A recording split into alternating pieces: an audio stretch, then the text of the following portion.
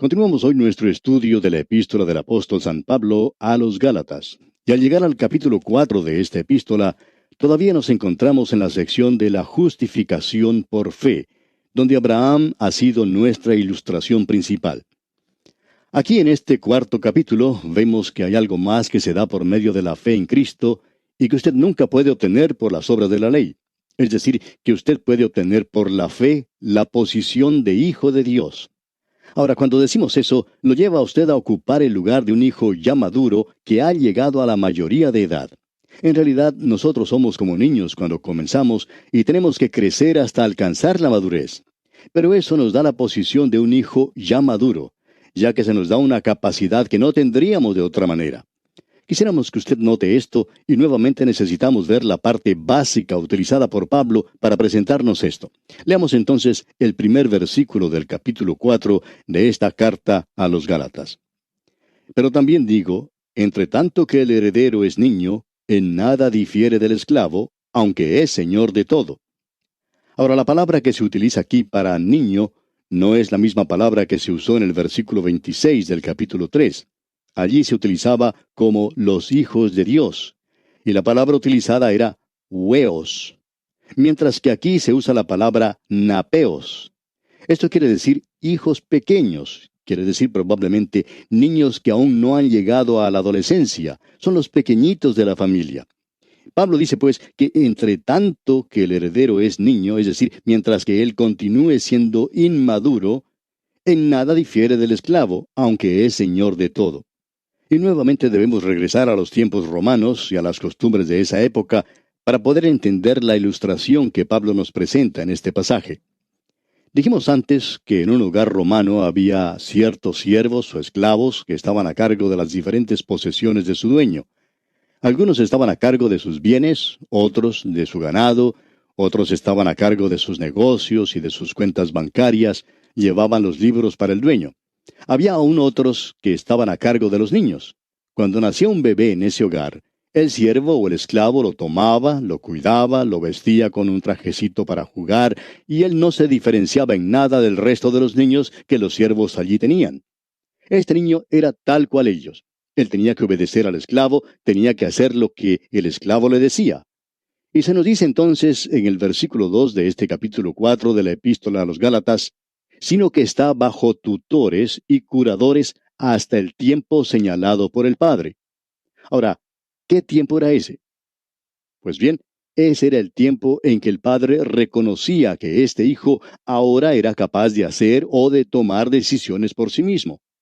Y entonces Él lo lleva a ocupar la posición de un hijo ya maduro. Era una ceremonia que ellos tenían en ese entonces, y cuando el muchacho alcanzaba la mayoría de edad, y usted puede darse cuenta aquí que quien decidía cuándo llegaba ese tiempo era el mismo padre. Él era quien decía cuándo el joven llegaba a la madurez. No era una ley arbitraria como las que tenemos en la actualidad. Antes en algunos países era a los 21 años. Ahora los políticos quieren recibir más votos y han rebajado la edad a los 18 años, y estos jóvenes pueden votar. Ahora no queremos que usted nos entienda mal, amigo oyente. Creemos que hay algunas personas que son tan maduras a los 18 años como lo serán a los 21 años. Y francamente hablando, pensamos que hay algunos que a los 65 años de edad todavía no han alcanzado la madurez. Pero en aquellos días era el padre quien decidía cuándo los hijos habían llegado a la madurez en lo que a los muchachos se refiere. Luego ellos tenían una ceremonia que se llamaba toga virilis. En esa ceremonia, él le colocaba un manto sobre sus hombros, le daba su anillo, es decir, el anillo del padre, y ahora este joven era reconocido como un hijo ya adulto. Él ya había llegado a la mayoría de edad, y él tenía esa posición en la familia. Ahora observemos esto por un momento. Creemos que lo podemos apreciar mejor por medio de una ilustración. Tenemos una familia romana en el tiempo de Pablo. El padre pertenece al pretorio. Él formaba parte de la guardia pretoriana, la guardia personal de César. Esto quiere decir que él era un comandante. Entonces César decide llevar a cabo un ataque contra Galia, porque allí se encontraban en ese entonces gran cantidad de paganos. ¿Y sabe usted quiénes eran ellos? Ellos eran nuestros antepasados, y creemos que eran los suyos también. Créanos, ellos eran muy paganos. Y César entonces quería quitarlos de ese lugar. Ellos eran un grupo de bárbaros y él no los quería dentro del Imperio Romano. El Imperio Romano era muy civilizado. Así es que él va a este lugar y los quita de allí. Y esa campaña militar que él pensaba iba a durar solo un año, se convirtió en algo que duró como 3 años.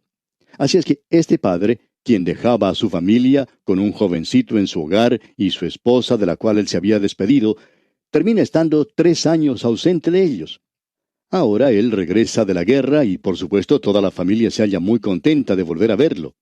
Al llegar del largo viaje, él se va a lavar y a afeitarse. En un momento se lo escucha llamando a grandes voces y dice: ¿Quién ha estado usando mi máquina de afeitar eléctrica? Por supuesto que en esos días, amigo oyente, no tenían máquinas de afeitar eléctricas. Pero como quiera que sea, a él le sorprende esto. Y todos los siervos se acercan corriendo y le dicen: fue su hijo quien la estuvo usando.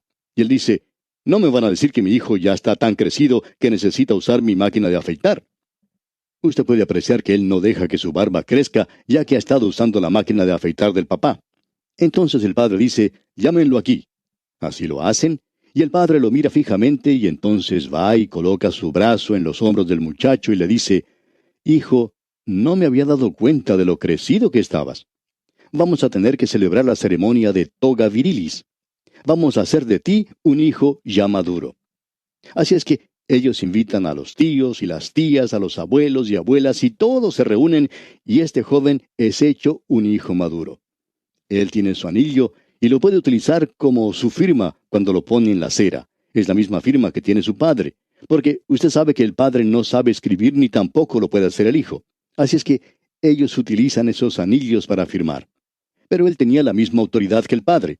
Ahora él había sido colocado en esa posición, y el siervo que antes lo castigaba cuando desobedecía, pues mejor que no lo hiciera ahora porque el joven lo puede castigar a él. Él ha sido ubicado ahora en el lugar de un hijo que ha alcanzado la mayoría de edad. Ahora, ¿qué es lo que todo esto quiere decir, amigo oyente? Bueno, sigamos leyendo aquí el versículo 3 de este capítulo 4 de la Epístola a los Gálatas.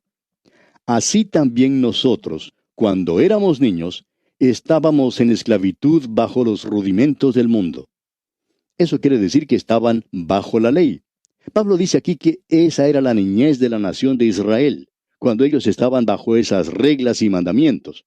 Y en el versículo 4 dice: pero cuando vino el cumplimiento del tiempo, Dios envió a su Hijo, nacido de mujer y nacido bajo la ley. El Señor Jesucristo había nacido bajo la ley, había nacido de una mujer. Ella era una mujer judía. Hace algún tiempo resultó una mujer en la costa occidental de los Estados Unidos diciendo que el Señor Jesucristo no pertenecía a ninguna nación, que en lo que a raza se refiere, Él no pertenecía a ninguna raza. Eso es algo completamente sin sentido, amigo oyente. Eso es tomar una posición que no lleva absolutamente a ninguna parte. La mujer que se encontró con el Señor Jesucristo al lado del pozo de agua en Samaria, creemos que sabía mucho más que esta otra mujer que acabamos de mencionar. Ella le dijo al Señor: ¿cómo tú, siendo judío, me pides a mí de beber que soy mujer samaritana? Ella pensaba que él era judío, y el Señor Jesucristo no la corrigió. Así es que nosotros tomamos la posición que ella estaba en lo correcto. Y si no le parece mal, amigo oyente, yo creo que debo seguir lo que ella piensa y no lo que dicen algunas de esas personas que están un poquito tocadas en la cabeza, que están tratando de menospreciar lo que en realidad era el Señor Jesucristo. Él tenía una humanidad perfecta. Él también era Dios manifestado en la carne. Y hay personas que se están metiendo en lo que no deben cuando tratan de cambiar estos hechos.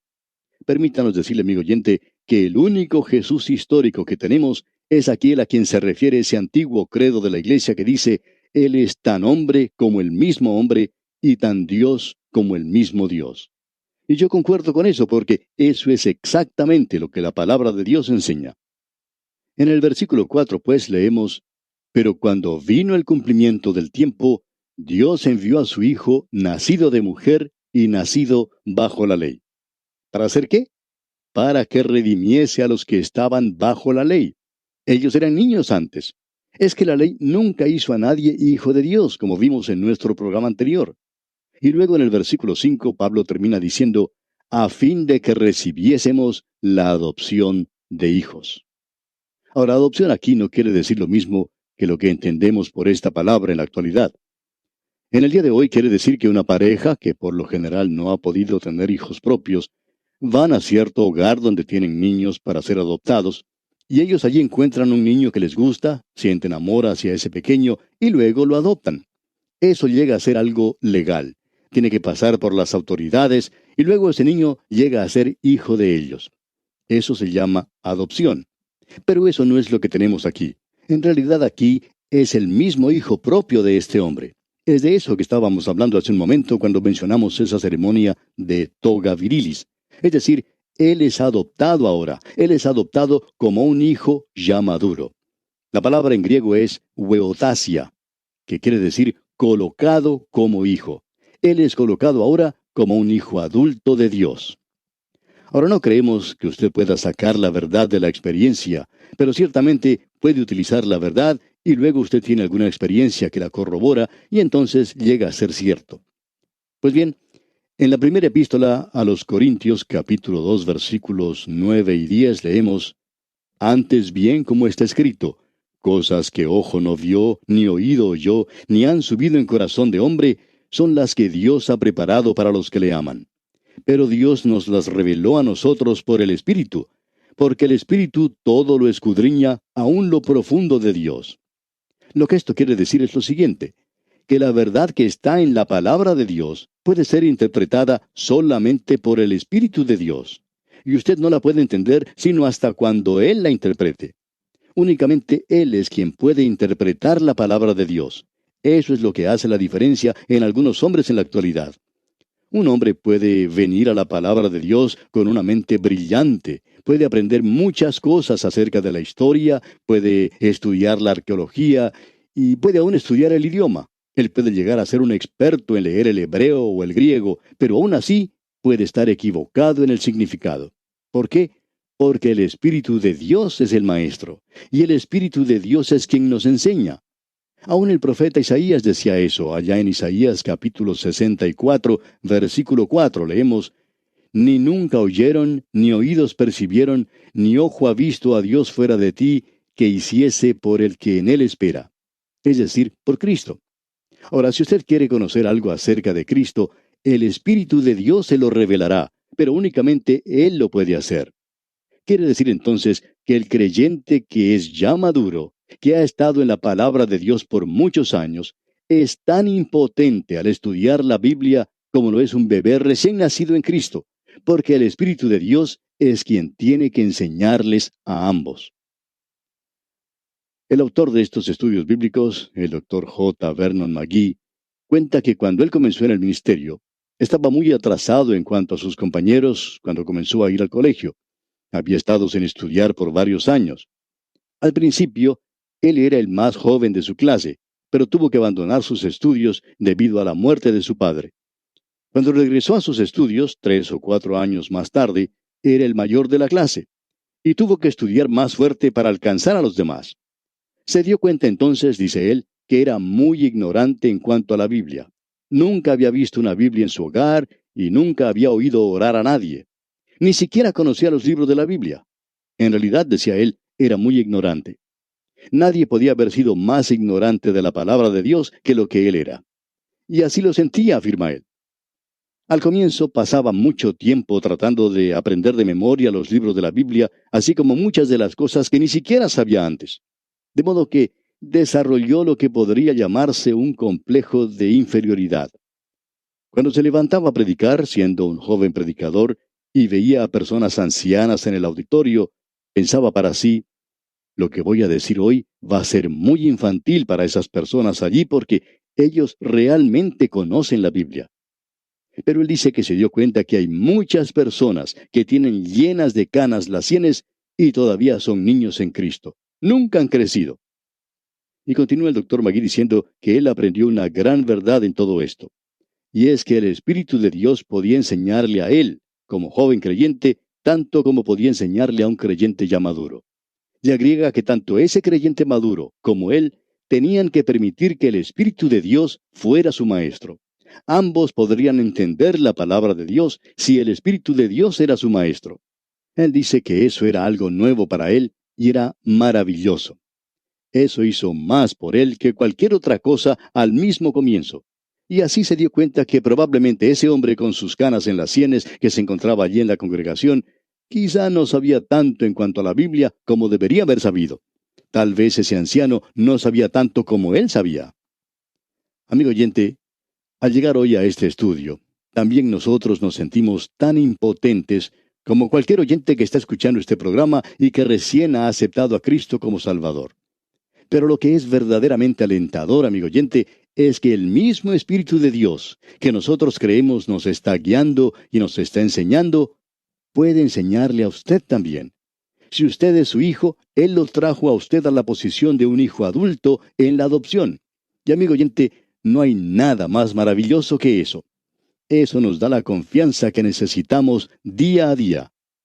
Queremos que usted sepa que el Espíritu de Dios le guiará y le llevará a conocer toda la verdad si usted simplemente desea conocerla y si usted permite que Él sea su maestro. Bien, llegamos ahora en este capítulo 4 de la Epístola a los Gálatas a la tercera cosa que el Espíritu de Dios puede hacer por nosotros. Y es que la fe en Cristo hace por nosotros lo que la ley nunca podía haber hecho. Es decir, nos puede dar la experiencia de los hijos de Dios. Y quisiéramos que usted note esto aquí porque es muy importante para nosotros el comprenderlo bien. El versículo 6 de este capítulo 4 de Gálatas dice, «Y por cuanto sois hijos, Dios envió a vuestros corazones el Espíritu de su Hijo, el cual clama, Abba, Padre». O como Pablo lo dice en su carta a los Romanos, «El Espíritu mismo da testimonio a nuestro espíritu de que somos hijos de Dios». Esa es una declaración maravillosa también. Y si el Espíritu de aquel que levantó de los muertos a Jesús mora en vosotros, el que levantó de los muertos a Cristo Jesús vivificará también vuestros cuerpos mortales por su Espíritu que mora en vosotros. Así que, hermanos, deudores somos, no a la carne, para que vivamos conforme a la carne, porque si vivís conforme a la carne, moriréis.